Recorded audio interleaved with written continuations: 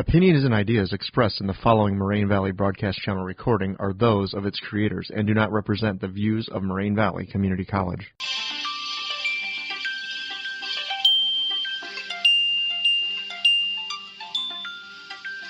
Everyone doing on this beautiful evening? I'm Kaylee Arnold. I'm Kayla McMahon. I'm Christine Hacker. And we are the Obesity Busters. Today we are going to be discussing the different types of discourse that apply to our topic, which is obesity. Obesity is an epidemic that is hitting nations hard, especially the U.S. But first we're going to be discussing what discourse is. It brings up different sides of an argument while showing knowledge of that specific topic. It can also open up new ideas, showing your opinion. It may not be entirely justified according to true facts.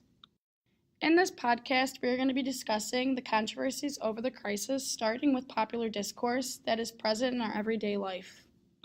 One of the most obvious examples was Dear Fat People by Nicole Arbor. She's fat-shaming, claiming that it's actually not fat-shaming, and that people are way too sensitive nowadays and can't take criticism correctly. Her exact words in the video were, fat-shaming's like a race card with no race. She says, yeah, but I couldn't fit into the store, that's discrimination. No, that means you're too fat, you should stop eating. This is easy for her to say because she's skinny. However, just because she's skinny doesn't mean that she can't have a right to criticize.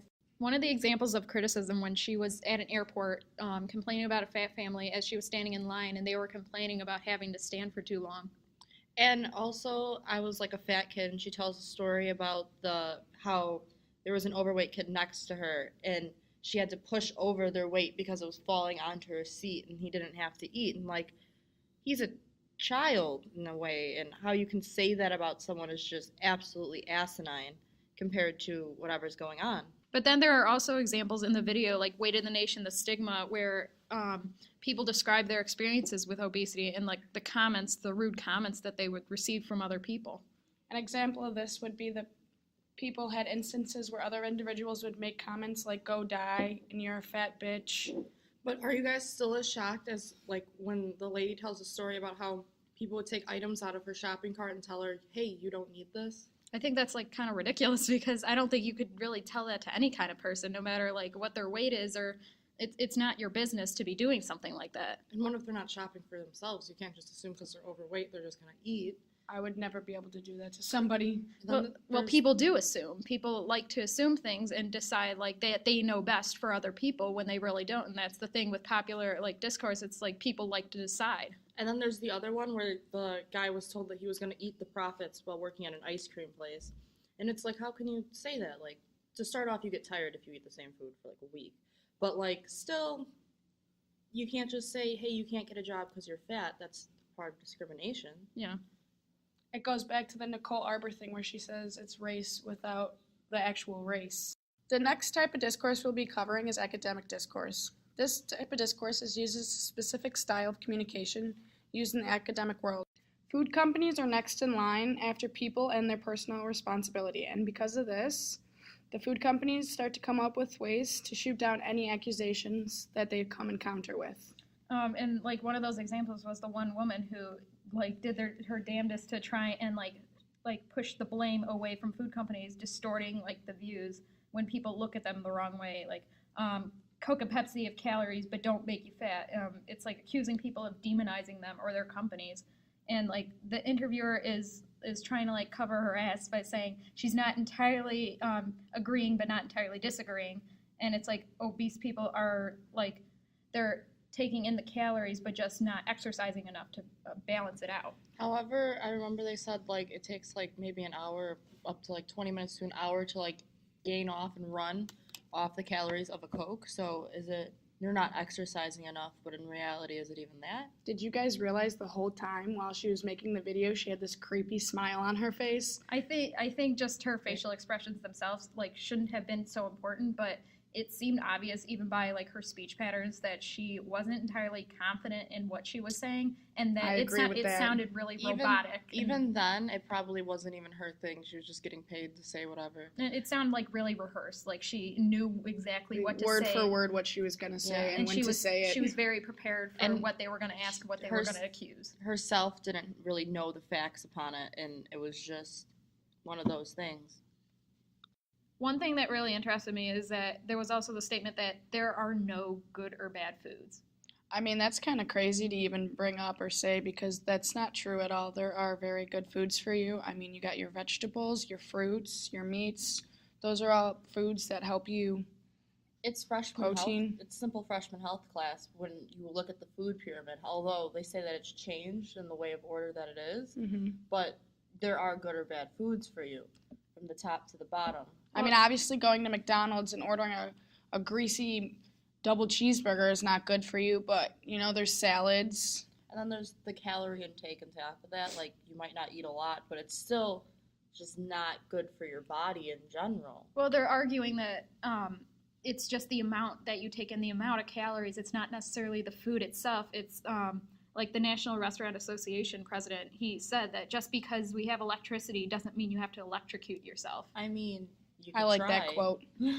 I like that quote because that quote means mainly like just because there are bad foods everywhere you turn, pretty much, that you don't have to go out and exactly buy those bad foods. Well, the main argument is like the amount of food that you're taking in. It's like they're saying, it's basically indirectly saying that you're personally responsible for the amount of food you take in. But even then, it's what's convenient to you because you go out and there's like 10 different fast food places.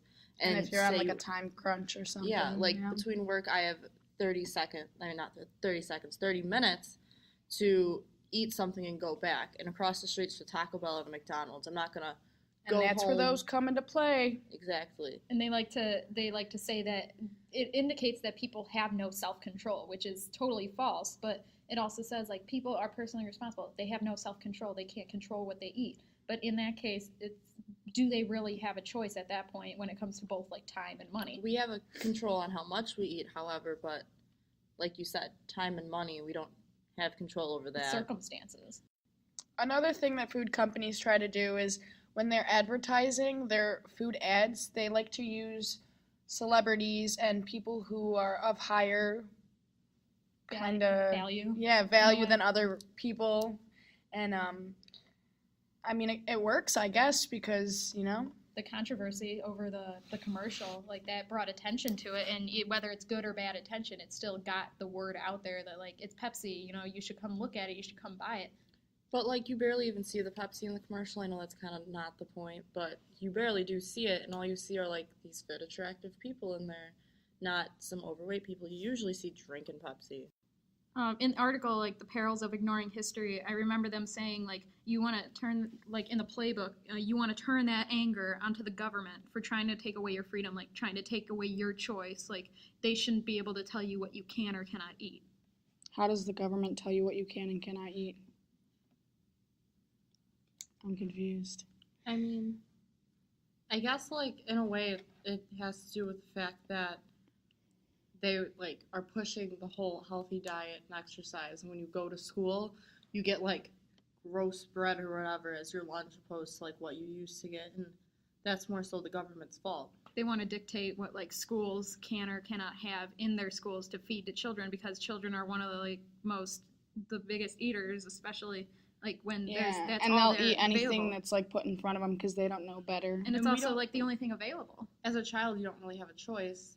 And it's like, who are you to say what's healthy or what's not healthy for me? I mean, I don't think kids really care. So I think, like, part of it is up to the parents, but it's also due to the school. That's all they're providing for the kids. In the same article, they're like trying to convince people, the top tobacco executives, that cigarettes were not harmful and that their highest priority was the safety of their customers. But then you look at it today and it says schools remain a branding and sales opportunity for the beverage industry while also pledging to protect children.